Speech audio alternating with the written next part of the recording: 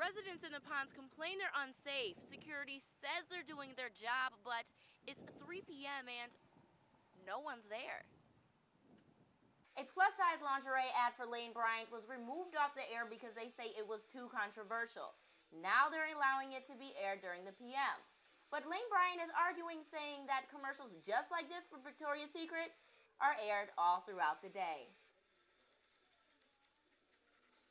And just like many of these houses, the Ice House was slated for demolition come early spring. You come out to your car and you have a parking ticket, but fail to pay more than 6 of these and you'll get this in the mail instead. With university commencements just a few weeks away, this is the parking lot where the visitors will come. And behind me is the handicap section, which is a little walk from the field. But what about the rest of the visitors? Will they have to park in gravel? But the fire here at Little Caesars didn't just affect their business, it caused the whole strip to relocate.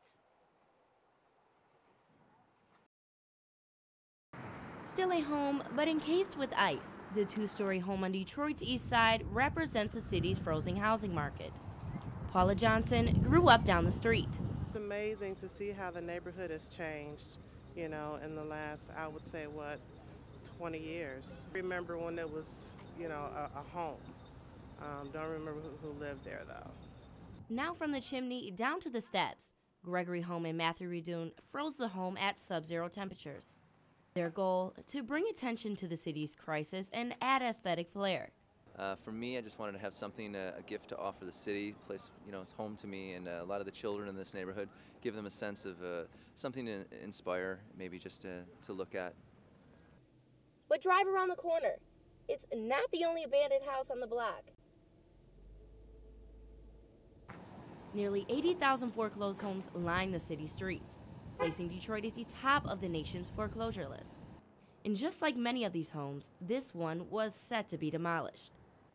But Holmes says he has a different plan. I think people should consider the entire city, and I would love to see the state step up and recycle the materials of this house. Deconstructing instead of demolishing. Come spring, they'll work with groups to salvage what they can, recycling wood, metals, glass, and foundation of the home, keeping it away from the city's dumps. For now, it will stand as artwork until the ice melts. And once it does, they say their intention is to donate the property to local urban farmers. Even though the city's troubles won't melt away with the house, it sure does bring some attention. On Detroit's east side, I'm Megan Whalen. Boarded windows and foreclosed signs are becoming a familiar sight around Detroit. Recently, the city has had some of the nation's highest jobless rates. But the Motor City isn't pumping its brakes at this red light. It's making a turnaround. We're trying to bring people and money back into the city. Julie Brock is a developer at Tech Town, Detroit, where nearly 200 small businesses and entrepreneurs call home. Entrepreneurship means more jobs, means more money, which at the base means more resources and more people. Problem, Tech 1 is full, and there's a waiting list to go along with it. But this building won't be empty for long. Many businesses signed up on Tech Town's waiting list will move right here into Tech 2. The Kresge Foundation awarded Tech Town with an $800,000 grant to take over the Dalgleish Cadillac building, which was once Detroit's first and only Cadillac dealer. And just like many businesses around the city, it closed just this year. That building was going to sit empty, just like the building next to it where the the steam iron was invented, and just like this building had for 30 years where the Corvette was designed. But Tech Town isn't the only place where small businesses are starting up in Detroit, and part owner of Legacy Studios, DeMarvelous Carter, is proof. You can go 3 or 4 weeks just booming, you know, you're getting a lot of income, and then you can go 2 weeks with seeing probably like 3 or 4 customers, and that's just due to the economy. So what's next for Detroit? I would love to see Detroit would look like a downtown New York or a downtown Chicago. You see a lot of mainstream stores and a lot of mainstream big businesses that's there, that sits on their main streets that we don't have here. It's really an empowering time, and let me tell you something, if you can do it in Detroit, you can do it anywhere. In Detroit, I'm Megan Whalen. Spark it, light it, smoke it, but not for long. Michigan legislators are changing the scenery around bars and public places. Starting May 1st, it will be out with the ashtrays and in with the no smoking signs.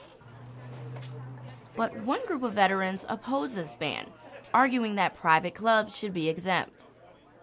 We're not national nonprofits funded by millions of dollars in corporate donations. We're not attorneys for large special interest groups and corporations that have walk-in privileges in Lansing, but we became a voice that said we will choose what is best for our clubs, and we will not stand for you taking away our right to choose without a fight. So, 1,500 signatures strong, they formed a petition and presented it to state representatives. Representative Doug Geis of the Taylor and Romulus District says there could be an alternative solution. I have a bill that could be used, as a vehicle. Mine creates legal smoking rooms, which are rooms within an establishment where people could go and smoke.